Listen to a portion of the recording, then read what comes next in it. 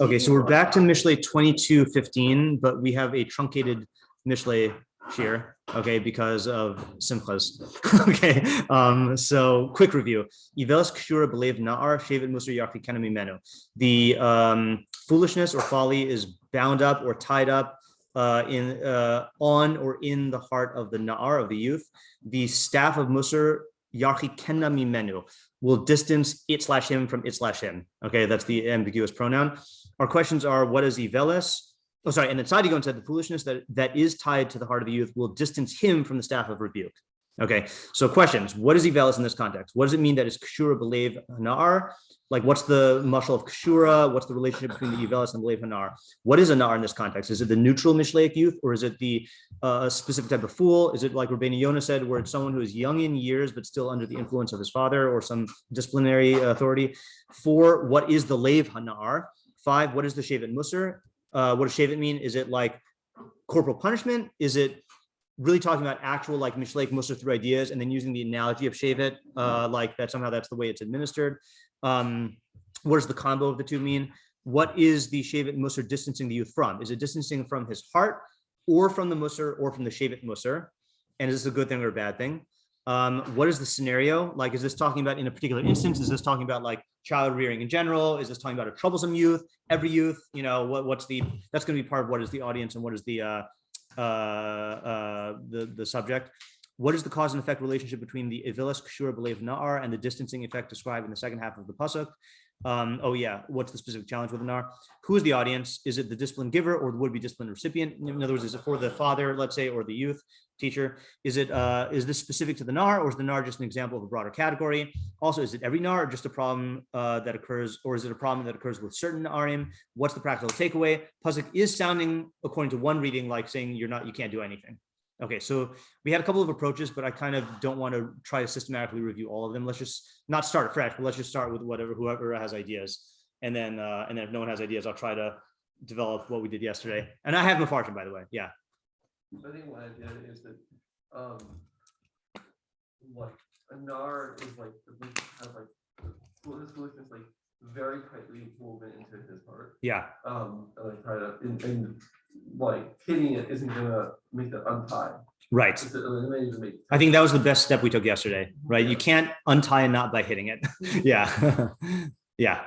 Okay, good. And also on the flip side, you can't untie by hitting it, and also the way to untie. Right, correct. Yeah. Very delicately just like work. Okay, so let's flesh out that idea, because I think we were like 80% in that idea yesterday, right? So the pasuk is saying that so the scenario is that you find a youth who is acting foolishly, let's say, right? Mishleically foolishly, right? So the thought is the havamina that this is trying to refute is that you have to beat it out of him. And I think this works with a literal meaning or a figurative meaning. Either you beat it out of him through like corporal punishment, you impose some sort of like artificial pain, or you like, yell at him and like, hit him with your words, in a way that's like, that causes pain or conflict, So if we're correct, then what this is saying is that that's only going to tighten the knot.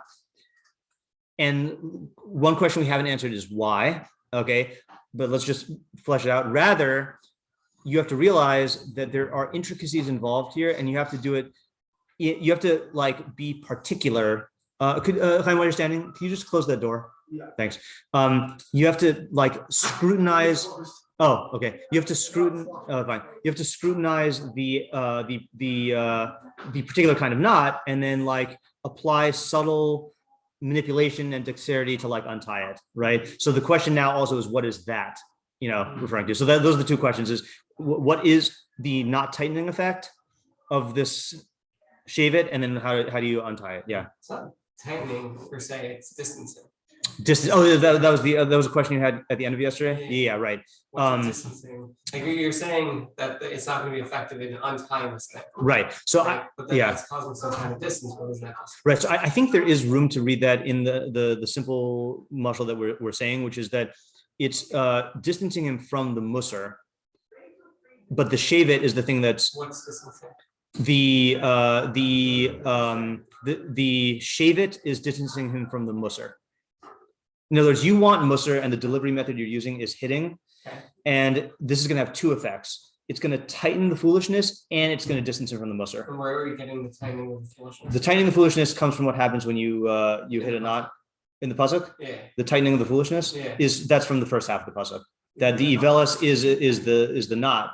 And you don't have to say that it's tightening it, but you do have to say that it's not being effective and it's distancing. Yeah. I just think it's a further step to say that. Correct. Yeah, you're right. You don't need to say that step. Yeah. Even though it's cooler. Yeah, David. Okay, I will have a second point of fleshing out Havamina here. Yeah. I do think that the distancing would come from if you make a kid do something and given the rebellious nature of kids, Yeah. they're going to want to do that more if you're stopping them from doing this type of thing. Right. So that will be then possibly also timing them that if you're going to want to read Right. it that way. But it's not going to then do anything of like unraveling. Okay. It's going to like push them further down that road. Okay, right. So I think that is the you want to add to that, you have a different approach. I just want to articulate that. But I mean, it's a minor point. okay, sure, minor point. Yeah. Do we have to say that there's a knot involved? It doesn't seem like there necessarily has to be. Well, attached to the Sure could be another binding. I think it's the knots are somewhere else, and then there's like being bound, and then I feel like if you want Evelis, if you want to bind Evelis to the lave, then it is going to be like either a tight wrap like tefillin or like a knot. So what David's saying is that there is already a natural resistance in the Na'ar. Okay. It's a resistance both because he doesn't want to change his ways, and it's a resistance to authority, and like he wants to be independent or whatever. There's lots of sources of resistances. So it's gonna backfire. He's gonna dig in his heels. He's gonna maybe worst case scenario is continue to do the action out of spite, right? And then what that's gonna do. So maybe you can even take it further. Maybe it's not distancing him. Maybe the first half is really talking about the effect of your particular musar, okay, that it's not going to affect the knot, okay, and then it might distance him from the musar that you could give in general, or from musar as an actual discipline. He's just going to not want to be involved in anything having to do with perfecting himself. Yeah. So how do you goes into the question I would want to ask, which is, what is the musar here? Yeah. What is the musar trying to accomplish here? Right. What are we trying to get? Yeah. So just to say where I'm at right now on that question, I'm circling around. I'm not sure to what extent this is talking about musar as tochacha, musar as Mishlei's mission of lada'as chachma musar as a discipline, or if it's just what I said now, which is that the decision-making scenario is individual tochacha, but the effect, the consequence is that it's going to distance him from the endeavor of musar. That's where I'm holding right now. Yeah, David? Yes, and then Ellie? Also that thing of the Havamina, Yeah. I think this is also speaking to, that say if you are doing this, you are like scolding your kid every time he's doing something wrong, you might think, then your kid may not do these things because you're yelling at him, he doesn't want to get yelled at. And you may think, oh great, my kid's learning, don't do this Right now. And so you might even be seeing what you think are good results. And really, you're just going the opposite direction. Okay. You're pushing him away from this. Okay, good. So that's a second Havamina, right? So first Havamina you said is that you think this is going to help him and it's really going to hurt him, right? In terms of him not taking the musar or developing musar. The other Havamina is you might think that this not will help him, but is helping him because you're going to see the results. But it's like the example Rebbe gives in the parenting shiur, the parent who yells at the kid whenever he doesn't go to davening. The kid might daven for the rest of the time that he lives in his parents' house, but then as soon as that painful stimulus is not there, he's just not going to daven anymore, right? Yeah. Ellie and then Ariel. So I guess somewhat of a loaded question. Yeah. I'm sure they're unsure about this. Yeah. But what is the very nature of the late in this context? Right. So I think you're correct that is a loaded question. I don't know. Okay, I take it back. There are meforshim who the answer to that question is the idea is contingent on the answer to that question. I think for our purposes, I don't think we really need to say what the lave is, like in specific technical terms. I think it's right. So the three possibilities we mentioned yesterday is lave is either intellect, emotions, or intellect, emotions, or what your core values and yearning are. Right. Yeah. So here I would say that it's in the emotions. Oh, okay. I would have thought core values. I don't think the nar has core values that. Yeah, I think. Yeah, right. I think it's just like his personality is very, very, like caught up in Evelis. Yeah, Ara? So just two things I want to ask you. According to the way we're learning right now, it's a little confused because I mean the second half of the pasuk, like you shouldn't hit the knot because it's not a way you unbound or whatever. Yeah. It's a bad thing. It's a bad thing. Yeah. So how are we learning the second half of the pasuk? Is it an opposite or is it a continuation? Oh, so the way we're learning the pasuk right now is the whole pasuk is spelling out the wrong decision, and then the right decision you have to infer from. Well, how do you deal with a knot? Okay. Because you should, if you can use your phone, can you go outside? Thanks. Yeah. My other question is now, I don't know if we asked this in the questioning phase, but why? What's the necessity of saying a staff? Why not just give review? I mean, what's the whole purpose of staff of this? Right. Versus So just discipline? the way we're learning right now, I think. Well, how do you answer that question? Like, why is it focusing on the staff? That's like hitting. Well, I think the staff is like if it just says discipline, then saying the nar that would be nar is never going to get this. Right. Which is not true. And that's not what it's saying because the way we're learning the implied correct decision is you are giving him musar, just not through a staff, right? So this is addressing the person who thinks that I can either beat the problem out of him or verbally beat the problem out of him. Which one's better or worse? They're both bad according to this. So what's the difference? So what's the difference? Between what? Between the staff of discipline and just discipline. Discipline, there are many ways to do discipline. Yeah. So for example, like, kindly, gently, intricately, through understanding, getting him to arrive at the idea on his own, teaching him Mishlei, giving him Torah. Like there's many, like good ways to do it. And this is saying that one of the bad ways is a shevet, and we see, by the way, just to fill it in a Mishlei, like, is there ever a time for a shevet? Yeah. For who? No. It's you Yeah. gave it to the lady, You're half right. and then the pesty will. Yeah. So you hit the lates, and then the pesty will learn. Okay, right? And then I forgot because it's not going to help the lates. And I forgot that there might be other psukim about the effect of. I always forget. There's a lot of different like mashalim that are along these lines of like the beating thing. Like there's crushing the evil in a mortar or pestle, and that won't get the foolishness out of him. But then there's shevet techas ga'ara b'mevin mehakos ksil mea. Right, that also says hitting the ksil won't work. So like, but I think there are psukim that do. Oh, the English proverb comes from Mishlei: "Spare the rod, spoil the child." Right. That we have to, if we're gonna take shevet to mean like corporal punishment. That one seems to be advocating it, but we'd have to like learn that independently. So the answer to your question is, if it said musar, then it'd be like Isaac saying, it'd be saying that musar never helps. And what we're saying is no, musar does help, but the method of shevet is typically going to make things worse. Now, is there a way to in the Rishonim? Is there a way to learn it the opposite? That the people learn it as the opposite. that the shevet does help. I mean, just the consciousness between the first and the concept, whatever it is. Yeah, there are. Yeah, Sean. Okay, so further developing this approach. Yeah.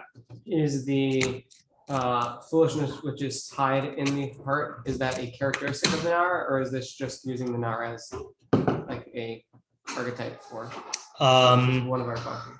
Right. Are we saying that narim, you should never use a shevet because this foolishness being tied within them is a characteristic, or and therefore other people, presumably it would be fine to use the shevet musar? So I'm inclined to. You want to answer? Yeah. I mean, I think you could say that even within the nar, it's not necessarily negative things that need musar that are tied to him. So it's just that specifically something that's tied to him, to his heart. That's what you should use a staff for. But it could be something else that's like not necessarily like maybe like encircling him or something that like not attached to that you could use a staff for. I don't know that you wouldn't have to say that because he's a nar, then you never use a staff. Wouldn't the puzzle be formulated differently then? Like I could be wrong in my hearing, but wouldn't it be about shek shura? That is time.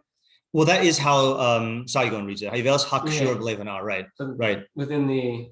I mean, but I'm saying he's comfortable translating it that way, so I feel like if he does it, then we can do it. Hayivelis is tied, but there's not necessarily not all negative things that are with that are in a nar Right.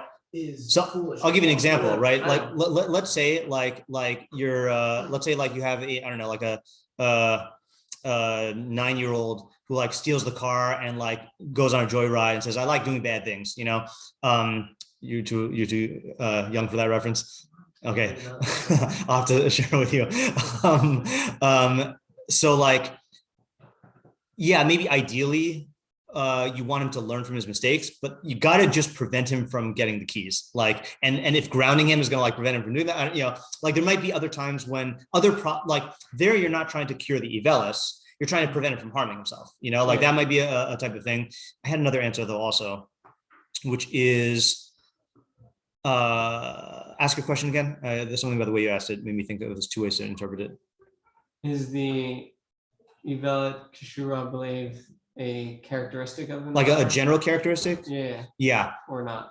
So the way we're learning it, I don't think so, because I think that you can have Narim who don't have Ivelis Kshura in their lave. So then why does it specifically say the Nar? Because I think that's where that's the scenario that this is going to be addressing, which is you have influence over this person's behavior, and you're going to be inclined to, and you want to help him, and you're going to want to engage in this method that you think is going to be very effective, and this is warning you, like, You don't think that comes out through Ivelit Kishura believe?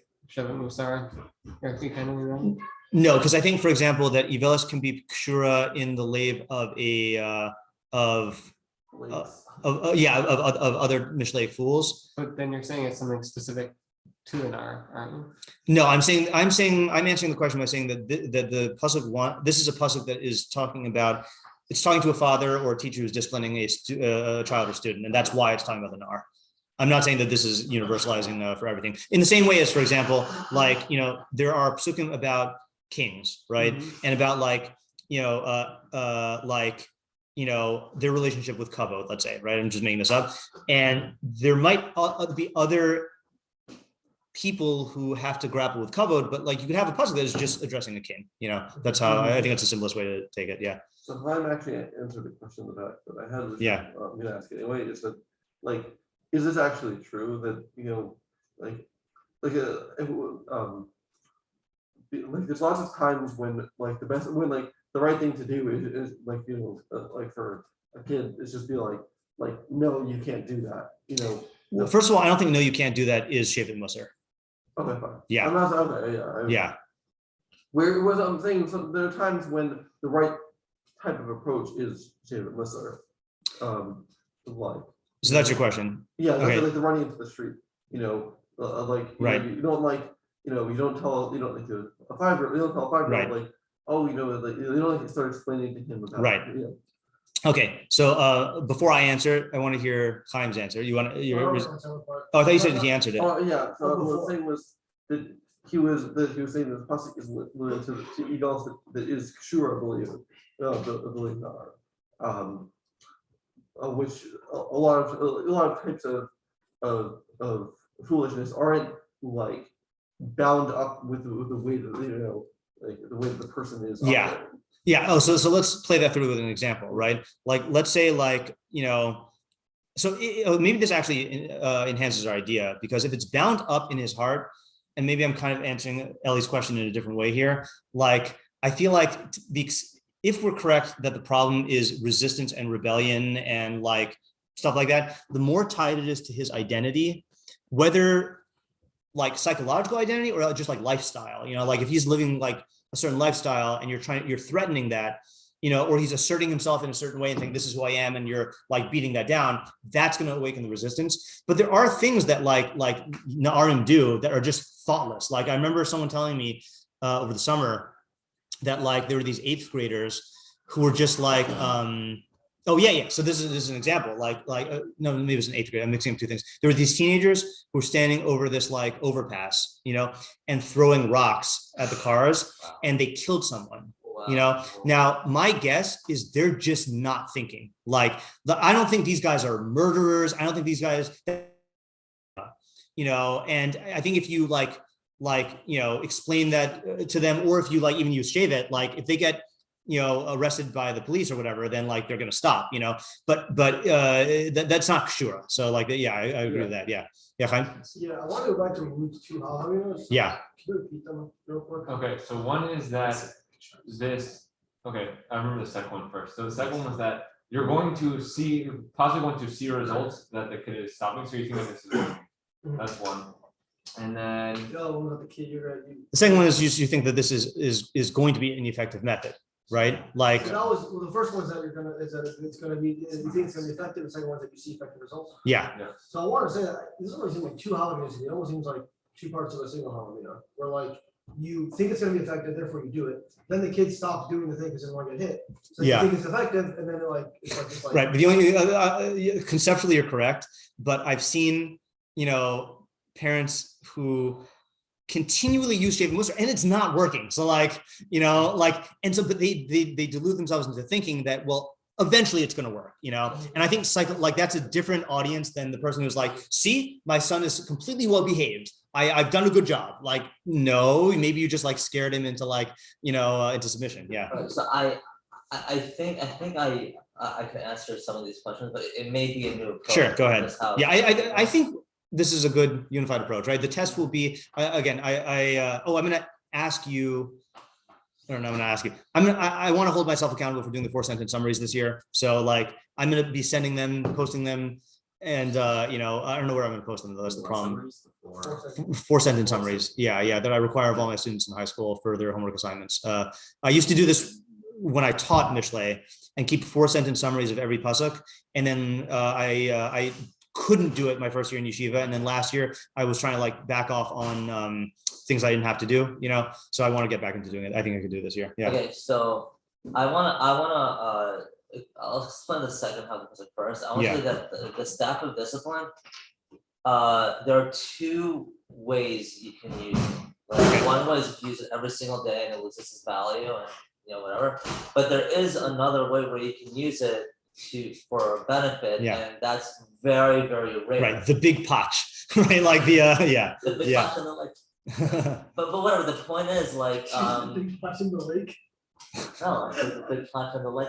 Oh, okay, the potch in the lake sounds like a great lake. yeah. Wait, the big potch in the lake. Okay, go ahead. Okay, Yeah. sorry.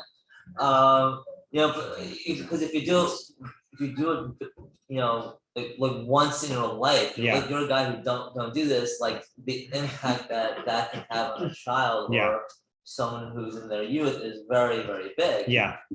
So I think that and it could be that could be the hobby. The hobby is that it's very, you do it every day. That's the problem. You think that'll work, but it's not. But the maskana is no. The staff of discipline is not a bad thing inherently. It's just it needs to be used, in an appropriate manner. Like Isaac's example of like running across the street. Right. Like that's a time when he's running across the street through a red light. That's the time you want to use it. Right.